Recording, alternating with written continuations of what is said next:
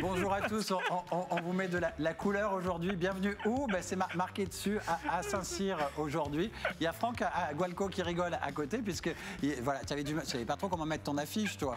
Et puis derrière, qui est caché derrière cette affiche? C'est moi. C'est Marie-Pierre, salut.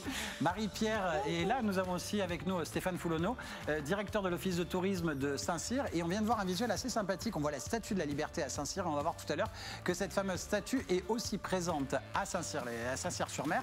Mais on va apprendre des tas et des tas de choses, notamment pas que sur Saint-Cyr. On va en apprendre aussi sur toute cette communauté d'agglos qui est tout autour. C'est-à-dire on va partir à Sanary, peut-être Bandol, on va aller du côté du Bossé, le Castellet, la Cadière, Evenos, on ira même du côté de Ribou, le Castellet, je crois l'avoir dit, j'en oublie une, c'est Signes, aussi exactement Signes. Et on va balader un peu sur tout le territoire du Var aussi, puisque cette semaine, on vous a promis une semaine un peu touristique, balade, des idées de découverte, des choses et de beaux événements, notamment le 2 juin prochain, un très bel événement à Saint-Cyr. Bonjour Stéphane. Bonjour. Alors, le bel événement qui a lieu à Saint-Cyr le 2 juin prochain, du 2 au 6, c'est quoi exactement? Alors, c'est les championnats d'Europe de windsurfer. Le windsurfer, c'est le démarrage de la planche à voile voilà, qui est arrivé en Méditerranée il y a 40 ans dans la baie des Lacs. On va parler de ça et vous allez voir que ça va être l'occasion avec Stéphane de découvrir aussi toutes ces activités un peu plus nouvelle génération qu'on peut faire de manière nautique. Et on va voir que même si on a un peu peur ou on est frileux pour cette nouvelle génération, il reste des basiques, le paddle, le kayak et le pédalo aussi, et des pédalos un peu plus contemporains et modernes. Tu rigoles en pensant à tout ça, toi? Je rigole, parce que j'en ai pratiqué certaines et bon, ça n'a pas toujours été très concluant, mais c'est toujours très amusant. Et puis avec toi, on va voir qu'il y a plein d'autres activités. Toi aussi, toi, t'es parti pour aller aux courses, là, j'ai l'impression, Marie-Pierre. Je pars à la plage. C'est vrai? Regardez, je suis belle. Au revoir. Ouais, mais regarde, il y a une caméra en face de toi. Un jour, tu vas comprendre comment ça se passe. Voilà, voilà, justement avec. Et puis, on va promener aussi du côté du terroir et du territoire avec un autre invité qui est avec nous via Skype, Jean-François Bérard de l'Hostellerie Bérard et notamment du restaurant Renaissance. Bonjour, Jean-François, qui est en direct de la Cadière d'Azur. Bonjour tout le monde. Bonjour. Alors tout à l'heure on va voir avec toi, on va faire des vrais zooms et des vrais gros plans sur le terroir et on va peut-être arriver à connaître certains coups de cœur et certains producteurs locaux et je pense que tu en auras quelques-uns à nous citer, je pense. Citer des producteurs locaux. De quoi? Les producteurs locaux. Les producteurs locaux. Donc là j'ai choisi le domaine du Jasson. Le domaine du Jasson j'aime beaucoup avec des huiles d'olive incroyables. L'huile d'olive maturée, là c'est celle-ci, la huile d'olive vierge, olive maturée, je m'en sers beaucoup dans ma cuisine. Elle apporte un goût de tapenade, elle est soyeuse, j'en mets sur mes légumes en fin de cuisson pour sublimer. Je ne cuis jamais avec, c'est un produit incroyable. Après, il faut savoir que le domaine Jasson, ils ont beaucoup d'agrumes. J'utilise beaucoup l'huile Kumbawa et l'huile citron vert, que je mets toujours en fin pour les salades, sur les poissons, ça apporte une note de fraîcheur. Ben, on va revenir pour parler d'autres choses tout à l'heure. Là, c'est vraiment juste une petite intro que vous nous avez donnée. Et tout à l'heure, on va faire une sorte de liste. Là, on a cette idée de domaine Jasson. Là, on est allé du côté, finalement, dans un joli secteur où, justement, ils travaillent vraiment ce mélange agrumes et huile d'olive. Et on va voir que ce domaine de Jasson travaille vraiment tous les agrumes et le mélange aussi, tous les agrumes avec l'huile d'olive. Et puis, on va aller tout de suite à Saint-Cyr. Et tout à l'heure, vous allez voir, on va avoir des adresses de producteurs locaux. Et même toi aussi, je crois que tu en auras des idées. Bien sûr. Toi, oui, bien sûr. Toujours. T'as toujours, toi? Mais t'es déjà prête à partir à la plage. T'as ta Après, si vous voulez, je peux aussi voyager en UM, mais je peux pas le faire parce qu'on va me gronder. En quoi? En UM, vous connaissez pas ça? Attention au micro. Bah oui. Ben oui. Regarde. C'est quoi Les UM, c'est les enfants non accompagnés. C'est ça. Ah, d'accord. Quand tu prends l'avion tout seul ou le train tout seul. On prend l'avion tout seul, on te met les papiers dedans. Bon, mais très bien. Mais écoutez, on va la laisser tranquille quelques minutes et on va aller avec le directeur on va aller tout de suite avec notre directeur de l'Office de tourisme de Saint-Cyr. Je disais tout à l'heure, là, tu as parlé de ce championnat d'Europe de windsurf qui aura lieu du 2 au 6 juin. Finalement, c'est quasiment presque une identité de bord de mer aussi que vous avez à Saint-Cyr avec toutes sortes d'activités. Quand on dit nouvelle génération, il y a des choses assez surprenantes auxquelles on ne pense pas, même nous qui pourtant habitons au bord de mer. Oui, tout à fait. C'est vrai qu'on a la richesse dans le Var d'avoir tout ce littoral, mais pas que, on en parlera aussi sur le Haut-Pays. Mais en bord de mer, on peut pratiquer énormément d'activités pour tout niveau. Et puis le matériel a bien évolué également, donc c'est beaucoup plus accessible. Donc on a parlé du paddle pour les contemplatifs. Après, dans les nouveautés, on a aussi maintenant le paddle ou la trottinette électrique, puisque tout l'électrique est en train de bien se développer. Trottinette électrique dans l'eau. Voilà, alors c'est une sorte de paddle électrique, on va dire. Et par contre, ce qui est intéressant, c'est que ça peut à la fois être loué pour de la balade, mais également dans l'encadrement. On a par exemple le Lake Surf Club, qui est un des clubs de surf sur Saint-Cyr, qui va utiliser ces engins-là pour encadrer les sorties en paddle, les sunsets par exemple, qui est un des incontournables. En fin de journée, de partir en paddle et au coucher du soleil, ça c'est très sympa. Eh oui. Et oui, on le fait régulièrement en plus. Parce que dans le secteur, il y a plein de promenades en plus. Exactement, donc il y a plein de promenades. Je pensais à la mythique promenade entre Saint-Cyr et Bandol, même si actuellement il y a des petites déviations, mais qui fait traverser de merveilleux paysages, en pensant à la calanque de Port-d'Alon, en remontant sur le domaine de la Nartette, la dune de sable au-dessus.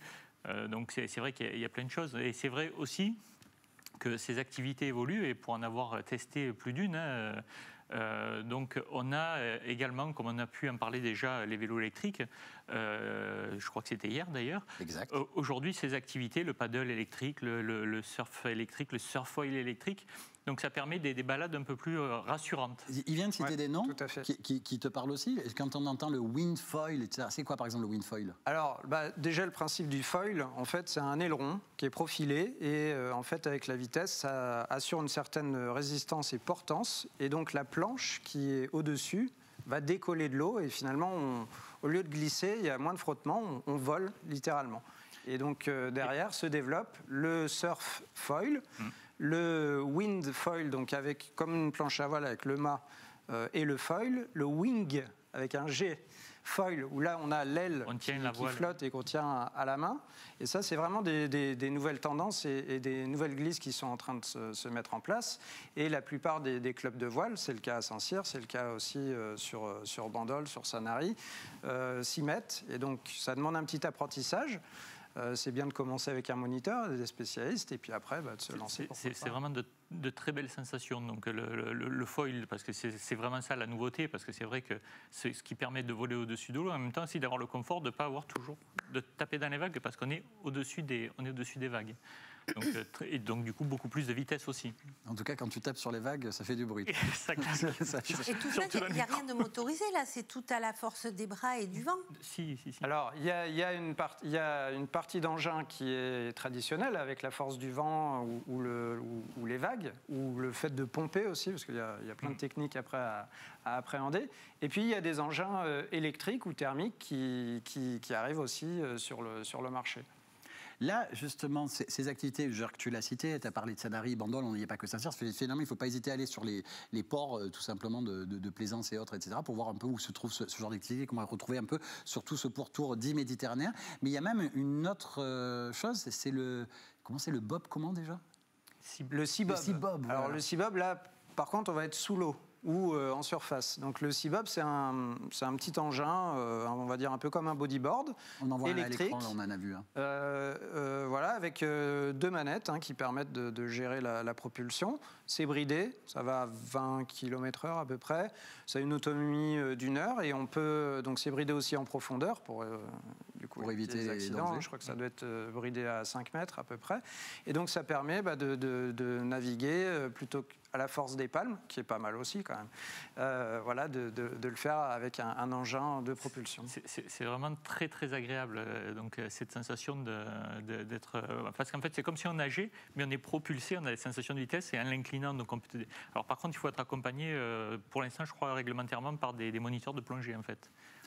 Justement, c'est pour ça la limitation à 5 mètres de profondeur, 5-6 mètres. En tout cas, quand il dit plongée, je pense automatiquement école de plongée. C'est vrai qu'aussi pareil, c'est-à-dire que là, on parle de ces choses un peu dites high-tech, nouvelle génération, mais après, il y a la pratique de la plongée. Tu as cité aussi, c'est vrai, cette idée du kayak, du paddle, des choses de trucs. Mais après, au niveau plongée, il y a aussi une belle découverte au large. On la voit justement là actuellement à l'écran. Il y a une épave chez vous. Alors, à 40 mètres, dans la baie d'Elec, on a un P-38 Lighting, donc un avion de la Seconde Guerre mondiale qui est émergé et donc qui a été découverte dans la baie. Donc c'est un des spots intéressants à aller voir, mais pas que, parce que là, à 40 mètres, il faut déjà avoir un certain niveau. On a la chance d'avoir un littoral hyper préservé, donc avec une faune, une flore vraiment exceptionnelle. Des sentiers sous-marins aussi, vraiment pour le côté pédagogique. On peut citer celui de Sanary au départ de Portisol ou celui de Port-d'Alon, voilà, qui est aussi encadré par des moniteurs. Et particularité, c'est encadré par l'atelier bleu et c'est accessible également aux personnes à mobilité réduite ou en situation de handicap. Donc ça, voilà, c'est vraiment accessible à tous et c'est une belle découverte de notre environnement sous-marin. On va voir avec toi dans quelques instants d'autres petits zooms un peu originaux et particuliers aussi de cette ville de Saint-Cyr. Il y a cette idée de rando, mais c'est aussi des produits locaux. Tout à l'heure, on avait avec nous Jean-François Bérard, et là, on va lui demander tout simplement de refaire une petite liste de produits coup de cœur qu'il aurait éventuellement à nous citer de ce secteur-là, puisque je vous rappelle qu'il est basé à l'Acadière d'Azur avec le fameux Renaissance qui vient de naître récemment. Jean-François, alors quel genre d'autres coups de cœur produits locaux tu aurais? Tout à l'heure, tu nous as parlé de l'huile de jasson avec du kumbawa, mais je suis sûr qu'il y a d'autres choses encore sous le coude comme produits coup de cœur. Voilà, tes produits coup de cœur. Les produits coup de cœur, c'est le domaine du jasson, j'aime beaucoup. Oui. C'est les huiles. Les huiles AOP, les huiles maturées, olives maturées, après les huiles aux agrumes. Ensuite, il y a le miel que j'aime beaucoup, c'est l'oratoire à Sainte-Anne-du-Castellet, qui est fabuleux.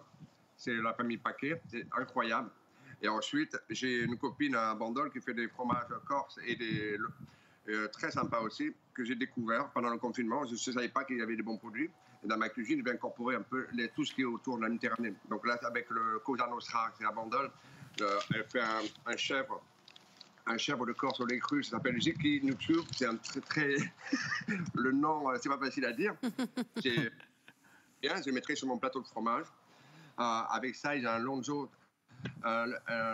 et une copa Nustral. Les cochons sont noirs et je vais les voir en Corse, à Pietralba.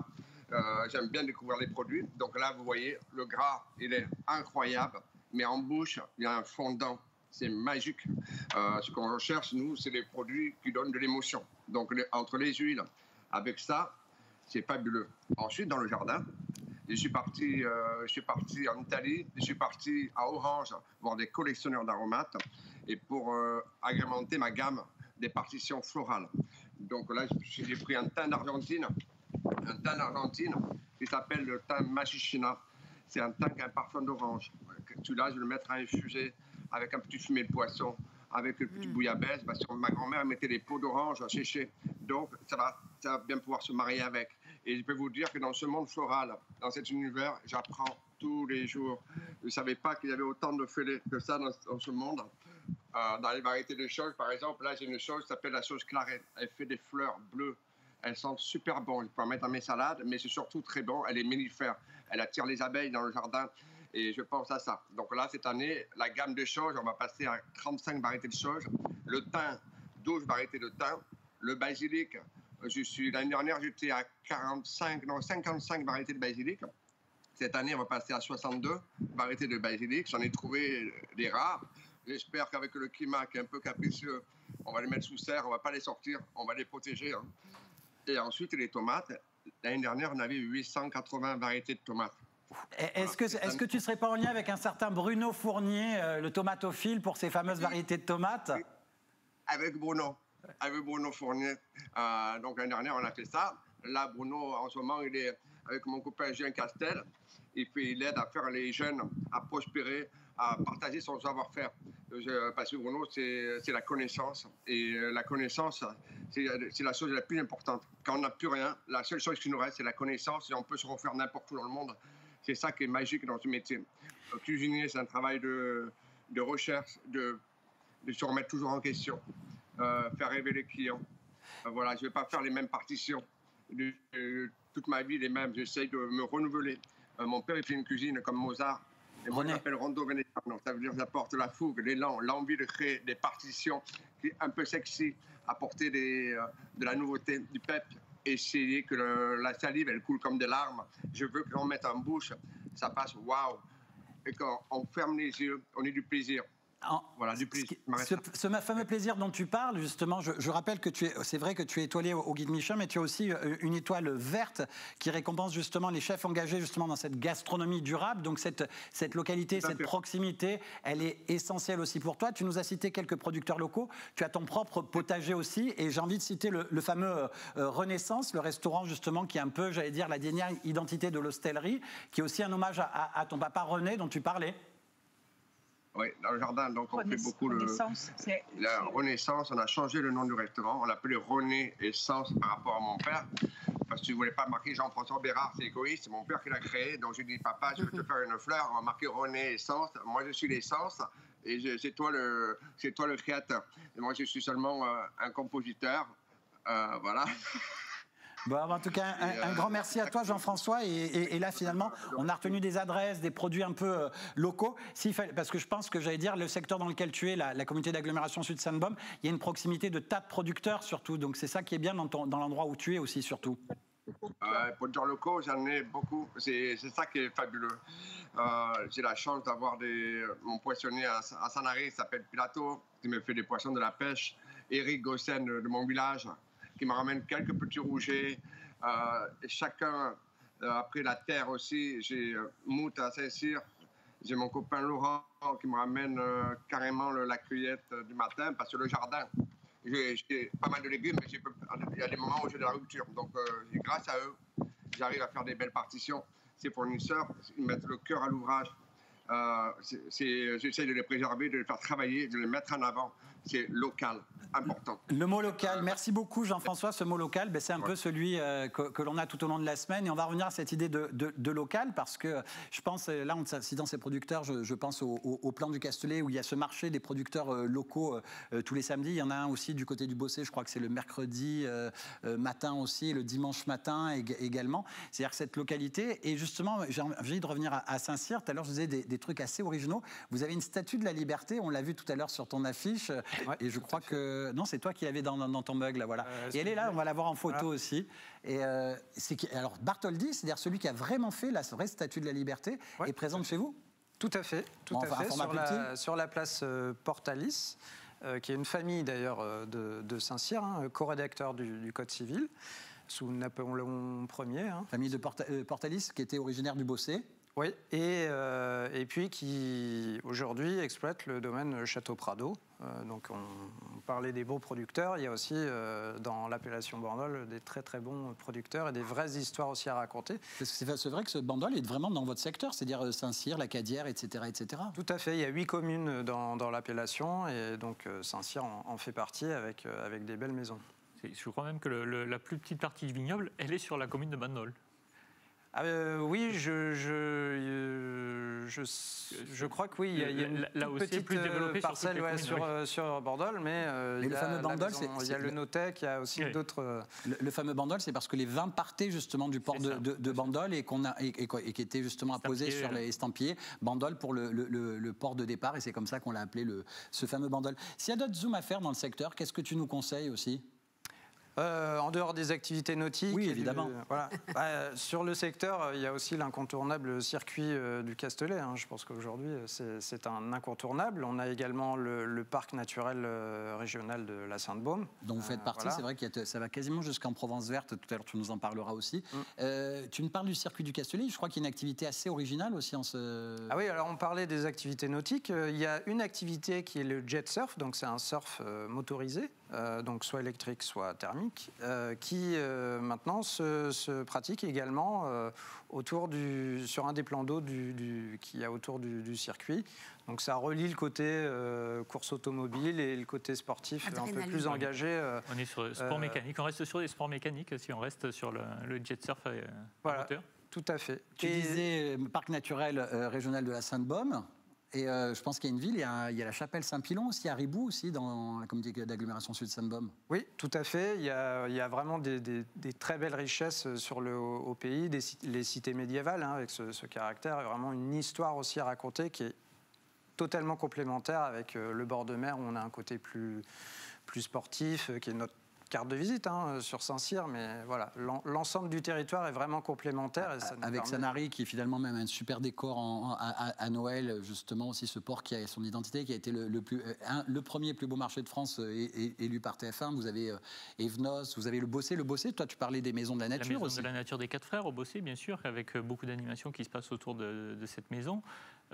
Et pour revenir sur Ribou, se rappeler quand même, c'était le décor naturel des films de la série de Manon Dessours, Jean Florette, donc qui ont été tournés justement sur cette commune au pied de la Sainte-Baume. Et au pied de cette Sainte-Baume, j'allais dire, cette chapelle de Ribou, toi ça te parle aussi, parce que cette chapelle de Ribou elle est vraiment collée à la Provence verte, à la commune de Plan d'Ops. La frontière de Ribou, c'est cette chapelle, en fait, elle s'appelle la chapelle du Saint-Pilon, et elle fait la frontière naturelle entre les deux côtés de la Sainte-Baume, le côté sud et le côté nord. Le côté nord, c'est là où est accrochée la fameuse grotte de Marie-Madeleine, et on bascule côté Plan d'Ops. Et c'est très rigolo parce que quand on monte à la chapelle du Saint-Pilon, si on a le courage de le faire, c'est une très jolie randonnée à faire. Il faut le faire. Voilà, on se retrouve d'un côté face à la mer, à l'étendue de la mer, et de l'autre côté, on se retrouve face à l'étendue de montagne, et on voit jusque quasiment au Verdon, s'il fait beau. Voilà, donc c'est vraiment un lieu qui est magique et qui est à découvrir. La balade est malgré tout accessible sans avoir des conditions physiques particulières, mais il faut être équipé, bien chaussé. C'est ça, elle est très accessible et permet un panorama mais alors fabuleux. Si on retourne en communauté d'agglomération Sud-Sainte-Baume, il y a d'autres choses encore que tu nous conseillerais comme ça, de manière spontanée. Tu nous as parlé quand tu as parlé de cité médiévale, je pense que tu pensais au Castellet village. Oui, tout à fait. Et puis, on a également tous les espaces naturels. On parlait tout à l'heure brièvement aussi de la dune de sable au domaine de Nartet à Saint-Cyr. On a le musée Dumas sur Sanary avec toute l'histoire des mousquemères qui est aussi notable. Il y a vraiment une grande richesse sur les marchés. Il y en a également. Il y a le marché dominical de Saint-Cyr qui est un incontournable. Et là-dessus, on peut vraiment, sur l'ensemble du territoire, il y a une liste énorme de marchés. On peut vraiment trouver des très bons produits pour. Les mousquemères, ça serait intéressant d'expliquer un peu ce que c'est, parce que peu de gens le savent en fait. Que le scaphandre autonome, ce qu'on appelle aujourd'hui un équipement de plongée, a été inventé par Cousteau et des copains à lui chez nous. Et donc c'est cocorico pour nous aussi, parce que c'est vrai qu'à l'époque, finalement, il y a plein de choses qui existent et on ne sait pas vraiment l'histoire. Et ce sont des histoires, il y a toujours un petit coin de Var dans une grande histoire d'un grand tome. En tout cas, il ne faut pas hésiter à pousser la porte de chaque chose, parce que vous avez un musée gallo-romain, je crois aussi, à Saint-Cyr. Oui, tout à fait. Une des villas maritima les mieux préservées de Méditerranée. Il y a d'ailleurs un projet qui est porté par l'Aglo, les sociétaires du musée et la ville pour reprendre l'ensemble de la muséographie. Donc voilà, ça devrait démarrer. Le centre d'art Sébastien. Le centre d'art Sébastien, donc créateur de la Palme d'Or du Festival de Cannes. Et puis un centre qui, aujourd'hui, comme tous les lieux de culture, malheureusement, est fermé.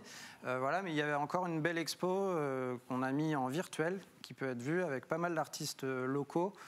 Donc j'invite tout le monde à aller voir sur le site de la ville et de l'Office du tourisme cette expo, parce que c'est dommage, elle va prendre fin et du coup on n'a pas pu la découvrir physiquement. En vrai.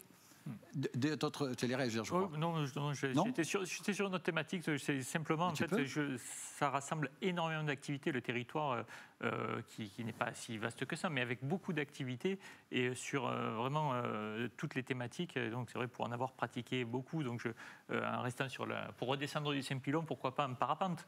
Donc, côté nord ou côté sud, il y a une très belle école de parapente qui se situe à Signes. Quelque chose d'assez exceptionnel aussi, la voltige aérienne qui se fait à partir de l'aérodrome du Castellet, qui est au milieu du circuit. Donc là, il faut avoir un petit peu le cœur accroché aussi. Mais voilà, il y a des tas d'expériences qui sont possibles sur ce territoire et qui est très très riche. Il y a un site où, en fin de compte, pour nous Varois, c'est très simple, c'est visitevar.fr, où on va retrouver des tas d'expériences, des tas de choses comme ça, de ces producteurs locaux. Là, c'est vrai qu'on en a cité quelques-uns avec Jean-François Bérard, que je remercie. Et puis après, pour Jean-François Bérard, vous avez aussi un site internet où c'est hôtel-bérard.com si vous voulez avoir pas mal d'infos. Mais voilà, en allant sur le site Visivar ou même sur le site de chaque ville, vous allez trouver des noms de producteurs. Je pensais à la Cadière d'Azur, la fromagerie Magnaldi et tant d'autres. Tout à l'heure, on parlait de Bruno Fournier qui est au Bossé, tomatophile, qui veut vous apprendre des tas de choses sur des collections de tomates en tout genre. C'est-à-dire que le nougat à Signes. Nougat à Signes, il y en a un au Lioul, c'est tout à côté. En fait, c'est à côté au Lioul, c'est à côté d'Evenos, etc. Il y a des je pensais à Evenos aussi. Et ne pas oublier que ça reste des villages provençaux qui ont gardé leur identité. On peut encore y voir pour certains les pêcheurs arriver le matin. et que donc on a tout à fait le loisir d'aller se promener parce que même si ce sont des villes touristiques, des villes balnéaires comme on dit, ils ont gardé leur identité et c'est très sympa d'aller se perdre dans les petites rues, trouver un petit resto pour manger un petit bout typique et enfin, moi, je trouve que c'est un des côtés de la côte qui est resté sauvage. Moi, j'aime bien. Bon, bah écoutez, saint-cyr-sur-mer.com pour avoir plus d'infos sur toutes ces activités. Voilà, mais n'hésitez pas dans vos villes, dans vos ports, etc. Tout ce genre d'activités nautiques, vous les avez partout chez nous. En tout cas, voilà, c'est le coup de cœur de cette semaine. C'est un zoom sur notre département parce que je vous rappelle que samedi, voilà, on fêtera nos 4 ans. Donc la semaine qui est là les 4 ans de Var Azur TV, c'est une manière de faire un petit coup de chapeau à notre département qu'on aime apparemment tous beaucoup. Oui. Et c'est rassurant. Ça va, tu nous rassures. Merci Franck Gualco, merci Marie-Pierre Emery, un énorme merci à toute notre équipe derrière. Et puis merci à Stéphane Foulonneau d'être venu spécialement ici depuis Saint-Cyr. Merci à vous. À très bientôt. Merci à tous. Merci. Gros bisous. À demain. Au revoir.